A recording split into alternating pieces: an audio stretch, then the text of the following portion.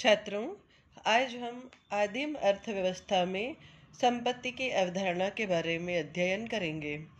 आदिम समाजों में संपत्ति की धारणा उपार्जित संपदा के प्रदर्शन एवं खर्च के साथ जुड़ी हुई है, न कि इसके संग्रह के साथ। नागा जनजाति कबीलों में मुखिया पद की प्रतिष्ठित भूमिका अर्जित करने में दावतों का सर्वाधिक महत्वपूर्ण स्थान होता है।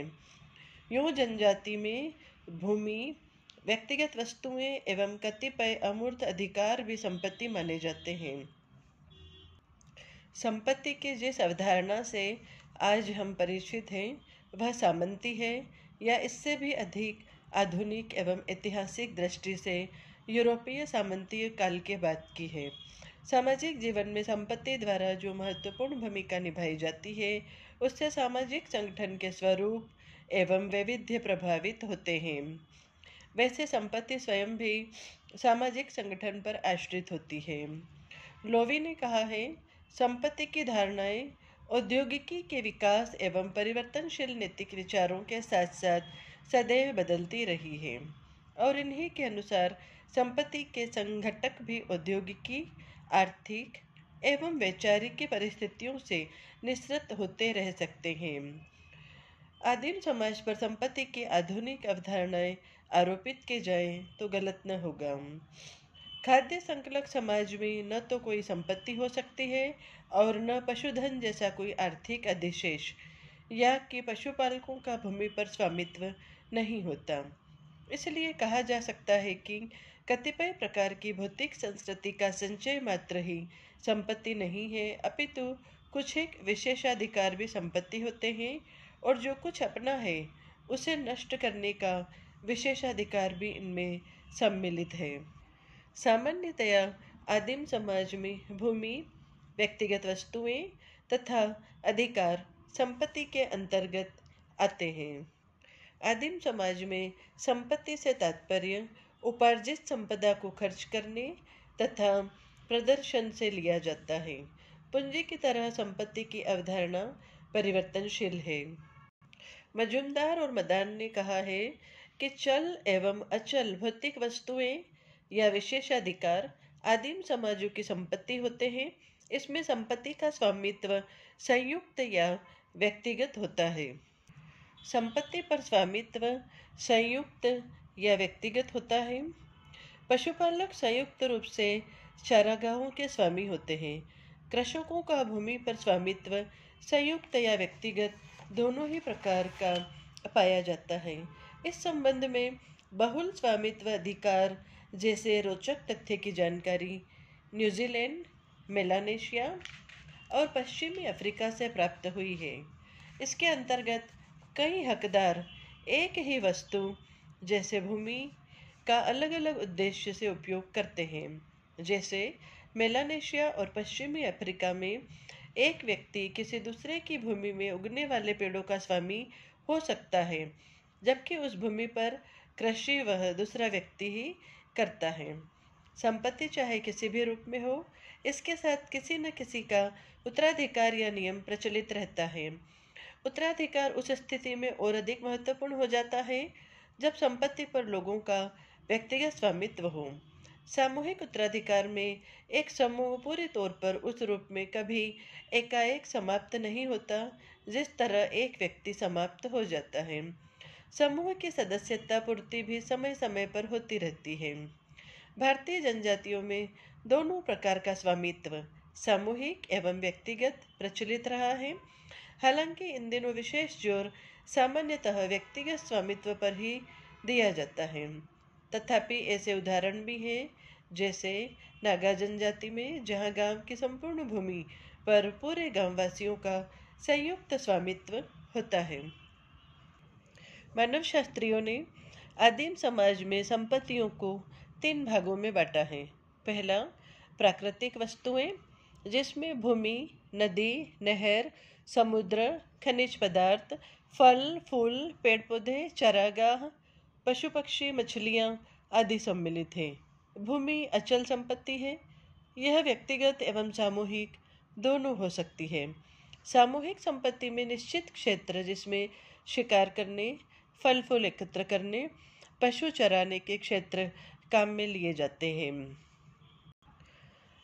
ओजिब्वा में कृषि भूमि सामूहिक है तथा ऑस्ट्रेलियन, अफ्रीकन, बुशमैन, सोगोनी, कोमाची इंडियन, साइबेरिया के टुंगम तथा एस्किमो कृषि भूमि को सामूहिक संपत्ति मानते हैं। खाद्य सामग्री के बारे में भी सामूहिक एवं व्यक्तिगत अधिकार मिलते हैं। ओजिब्वा में सर्दी में पकड़ी गई मछली व्यक्तिगत संपत्ति है। कोमांची, केनगांग आदि जनजातियों में शिकार पर सामूहिक अधिकार माना जाता है।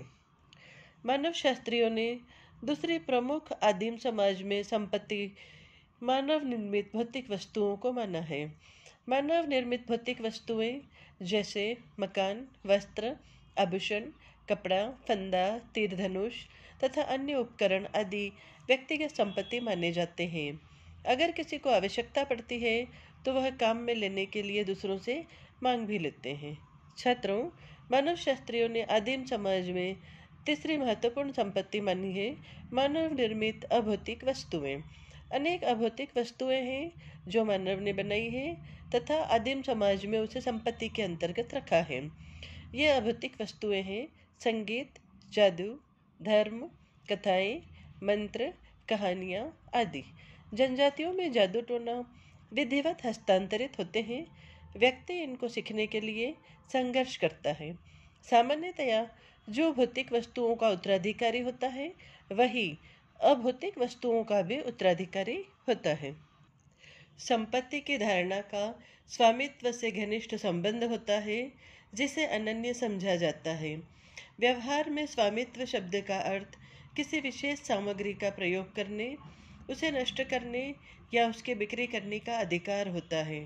सामग्री भूमि, मकान, पशु और पशुधन, उपकरण तथा हथियार आदि हो सकते हैं। थोड़ा परिमार्जित आधुनिक विचार स्वामित्व के पहलू के बजाय सामग्री प्रभाव पर अधिक बल देता है। इस दृष्टिकोण के अनुसार संपत्ति के अंतर्गत वे वस्तुएं, सामग्री या अन्य वस्तुएं आती हैं जिन पर व्यक्ति का अधिकार होता है।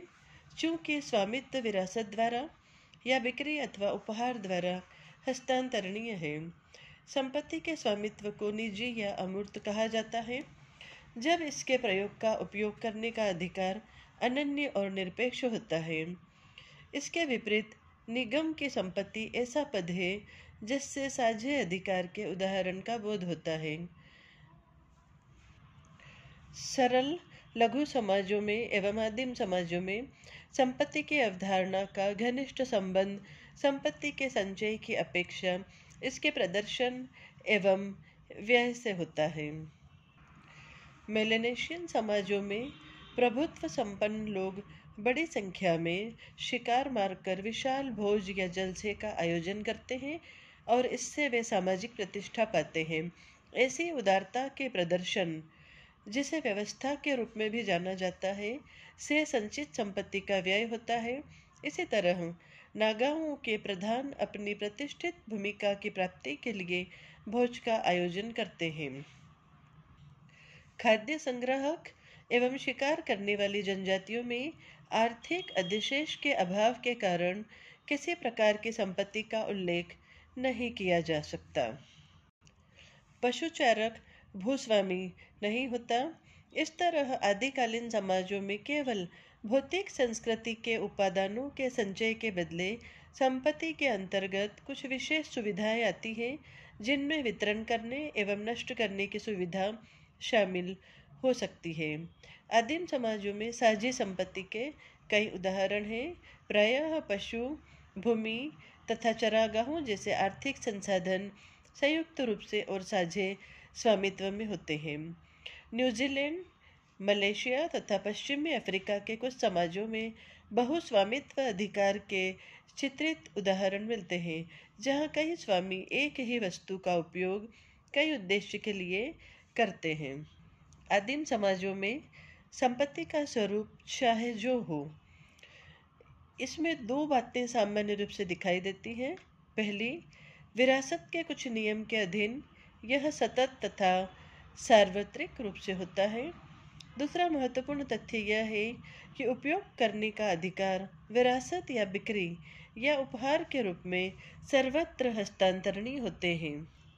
किसी संयुक्त परिवार या एक वंश परंपरा समूह की सामूहिक या सामुदायिक स्वामित्व वाली संपत्ति में अनवरत प्रयोग करने का अधिकार उस समूह का ही होता है, क्योंकि समूह में एक सदस्य के स्थान पर दूसरे सदस्य की भर्ती होती रहती है और यह प्रक्रिया कभी समाप्त नहीं होती है। शिकारी तथा खाद्य संग्रह करने वाले समूहों में उनके सभी सदस्यों की पहुंच आर्थिक संसाधनों तक होती है। कभी कभी इस स्थिति को आदिकालीन साम्यवाद कहा जाता है, जहाँ स्वामित्व का विचार और कोई संपत्ति की अवधारणा का अस्तित्व नहीं होता है। अतः इन समाजों को समतावादी समाज भी कहा जा सकता है।